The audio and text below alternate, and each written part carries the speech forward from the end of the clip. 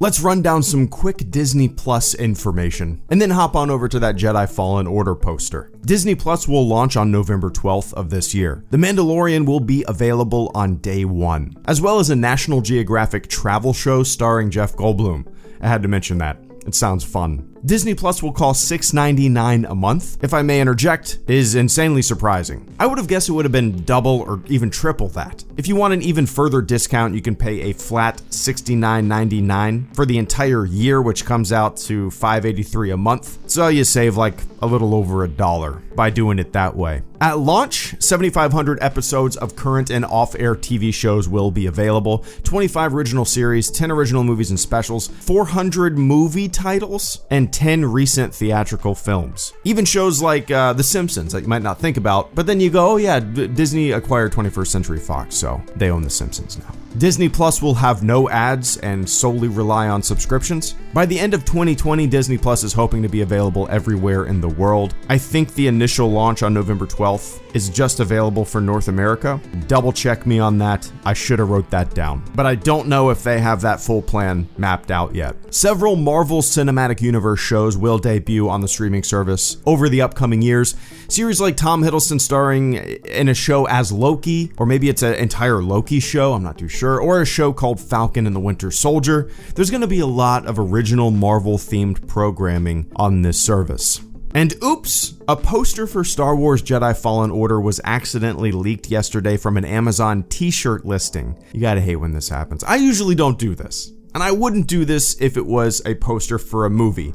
The poster for Episode 9 leaked. I didn't do anything about it, but I currently can't help myself. It's a video game. I'm kind of cool with it. We're finding out about it tomorrow. The poster is too damn intriguing. Obviously, as Star Wars fans, we tend to apply what we're already familiar with and what we already know to vague things that appear on something new, like this poster. So let's do just that. This droid that we see kind of looks like a pit droid. I doubt it is, but it kind of looks like a pit droid.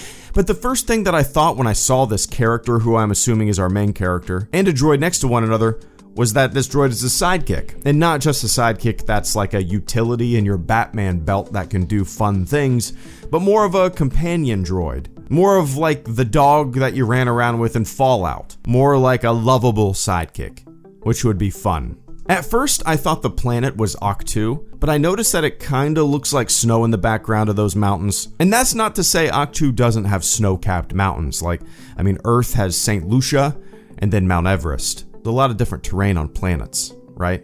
Exploring Ahch-To would be fun, and would kind of fit in with the post-Episode 3 Jedi on the Run, finding a sacred place, blah blah blah kind of vibe, but I'm fine with wherever it is. To tell you the truth, I'd probably prefer an entirely new planet, and then maybe dabble into some places that we've already been. I'd love to play on Ahch-To, that'd be fun. We see a Crash Venator Star Destroyer in the background and a bunch of TIE fighters airborne. You are a surviving Padawan after Order 66. You are on the run. I cannot wait for Saturday. You guys excited? I'm excited. First single-player Star Wars game. Maybe, I think it's just a single-player Star Wars game. We'll see what it is. We'll see what it is on Saturday. I'm keeping my expectations subdued. I'm keeping my predictions believable. I'm just kind of crossing my fingers for a solely single-player Star Wars game with a deep story. That's really all I want.